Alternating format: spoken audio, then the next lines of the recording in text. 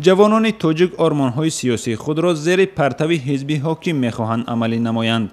برخی دیگر از آنها با وجود خواسته‌های سیاسیشان نمی‌خواهند اعضای یگان حزب باشند چون فعالیت خود را در آن سازگار نمی‌دانند.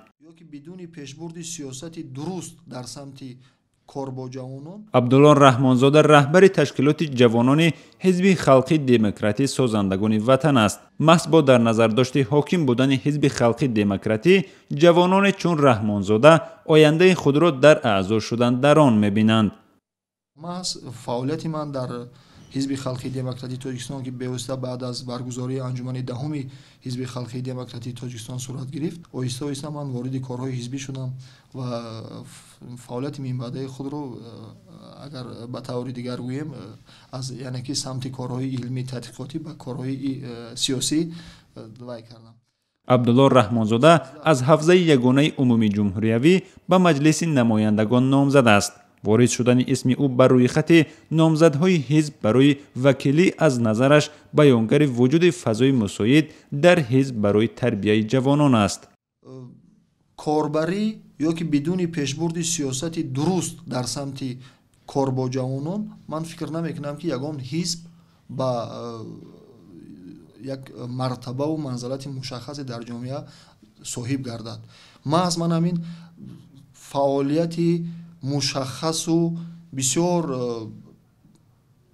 چی میگن دامنگیری که امروز تشکیلات جمعیتی جوانان سازندگان وطن دارد باعث گردیده است که هرچی بیشتر توجه قشر جوان جامعه به این حزب زیاد گردد. حزب خلق دموکراتی یکی از 7 حزب فعال تاجیکستان است. رئیس آن را پرزیدنت امامعلی رحمان بر عهده دارد. این حزب 13 دکبر سال 1994 تأسیس یافته تا حال در عرصه سیاسی تاجیکستان مؤثر است. اعضای حکومت تاجیکستان اکثر از نمایندگان آن انتخاب می شوند. برای عمرجان صابریان، نماینده جوان حزب کمونیست تاجیکستان در قیاس با عبدالله رحمانزاده افق سیاسی برنگ دیگر می نماید.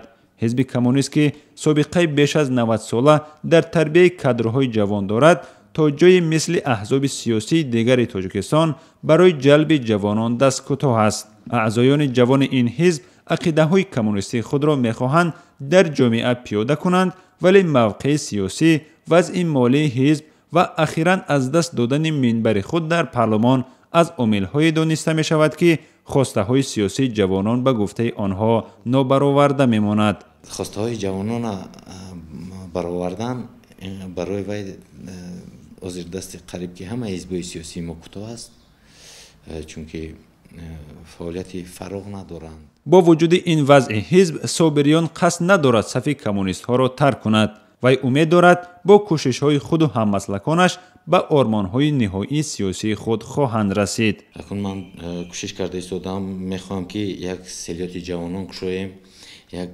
کارهای علمی نظریوی در این سمت انجام دهیم و توانیم که جوانان را بیشتر به حزب‌های سیاسی جلب نماییم.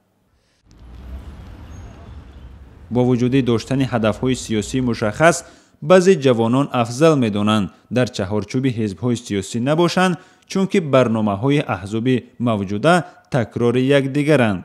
در این میدان هم نیز یک رقابت معین رو دیدن ممکن است، نه یک.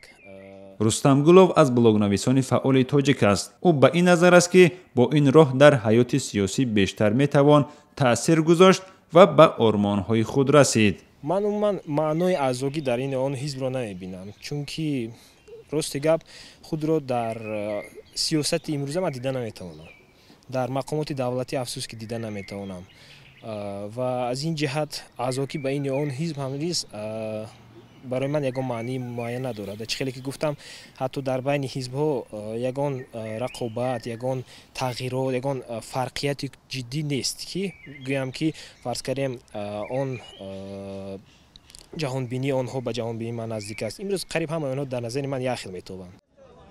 حالا در عموم در تاجیکستان محفل‌های سیاسی دائمی انگشت شمارند.